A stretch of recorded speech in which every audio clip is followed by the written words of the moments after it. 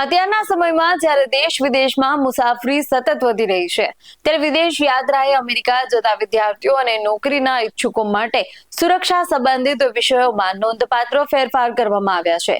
વિદેશ ગમન કરતા દરેક વ્યક્તિ માટે આ માહિતી જાણવી ખૂબ જ જરૂરી બની ગઈ છે. તો ચાલો જાણો સમગ્ર માહિતી અમારા અહેવાલમાં. નમસ્કાર, BS9 TV ન્યૂઝ સાથે હું છું આપની સાથે જાસ્મીન. નોકરી કે અભ્યાસ માટે અમેરિકાની યાત્રા પર જનારાઓ માટે મહત્વની માહિતી છે.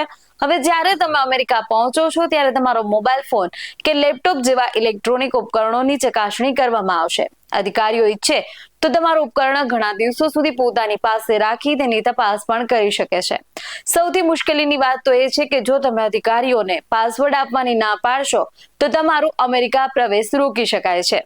અમેરિકા ખાતે હવે એરપોર્ટ પર ચેકિંગ વધુ કડક કરવામાં આવી રહ્યું છે. અહીં ઇલેક્ટ્રોનિક ડિવાઇસ જેવા કે મોબાઈલ ફોન, લેપટોપની તપાસ કરવામાં આવી રહી છે. જો કોઈ વ્યક્તિ તપાસ કરવાની ના પાડે છે તો તેને યુએસમાં પ્રવેશ નથી મળતો.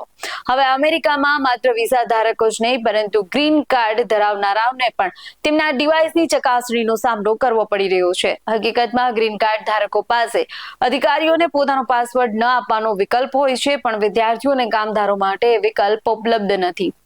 CBPની વેબસાઇટ પર તમામ માહિતી આપ મેળવી શકો છો. એક રિપોર્ટ મુજબ ઇમિગ્રેશન વકીલોએ જણાવ્યું કે અમેરિકન કસ્ટમ્સ એન્ડ બોર્ડર પ્રોટેક્શનના અધિકારીઓ હવે મુસાફરોના ઇલેક્ટ્રોનિક ડિવાઇસની તપાસ કરી રહ્યા છે. હાલ વધારે પડતી તપાસ સામાન્ય રીતે કરવામાં આવી રહી છે. આમ છતાં અમેરિકન ઇમિગ્રેશન લોયર્સ એસોસિએશન અને અમેરિકન સિવિલ લિબર્ટીઝ યુનિયન જેવી સંસ્થાઓએ લોકોની સરળતાથી સમજ થાય તે માટે પ્રશ્નોત્તરી પણ બહાર પાડી છે. CBPની વેબસાઇટ પરથી આવી માહિતી ઉપલબ્ધ છે જે આપ મેળવી શકો છો. શું CBP અધિકારીઓને તમારા ડિવાઇસ ચેક કરવાનો અધિકાર છે? તો હા, CBP પાસે યુએસમાં પ્રવેશ લેતા કોઈ પણ વ્યક્તિના મોબાઈલ, લેપટોપ, ટેબ્લેટ કે અન્ય ગેજેટ્સની ચકાસણી કરવાનો અધિકાર છે. ભલે એ વ્યક્તિનો કાનૂની દરજ્જો, વિઝા, ગ્રીન કાર્ડ કે નાગરિકતા ધરાવનાર કંઈ પણ હોય. આ ચકાસણી એરપોર્ટ, બંદર કે જમીન માર્ગે થતી એન્ટ્રી દરમિયાન થઈ શકે છે. ખાસ વાત તો એ છે કે CBP આ ચકાસણી કોઈ પર વોરંટ કે શંકા વિના પણ કરી શકે છે. સાથે ચેકિંગ કઈ રીતે થાય છે? તો CBP બે પ્રકારની ચકાસણી કરે છે. એક છે બેઝિક સર્ચ અને એક એડવાન્સ સર્ચ, જેમાં અધિકારીઓ ડિવાઇસમાં સૌથી પહેલા વાત કરીએ તો બેઝિક સર્ચ, જેમાં અધિકારીઓ ડિવાઇસના કોઈ પણ બાહ્ય સાધન વગર સીધી રીતે વિગતો ચકાસે છે. જો ડિવાઇસ અનલોક છે અથવા તમે પાસવર્ડ આપો છો તો એ સ્થળ પર જ તપાસ થઈ શકે છે. સાથે જ બીજી રીત એડવાન્સ સર્ચ, જેમાં અધિકારી ડેટા કોપી કરવા, એનાલિસિસ કરવા કે વ્યાપક તપાસ માટે બાહ્ય સાધનનો ઉપયોગ કરે છે. આ પ્રકારની ચકાસણી માટે અધિકારી પાસે યોગ્ય શંકા હોવી જરૂરી છે અને કોઈ સિનિયર અધિકારીની મંજૂરી પણ લેવી પડે છે. એડવાન્સ સર્ચમાં અધિકારીઓ પાસે ડિવાઇસ પાછું આપવાનું બાંધછોડ નથી.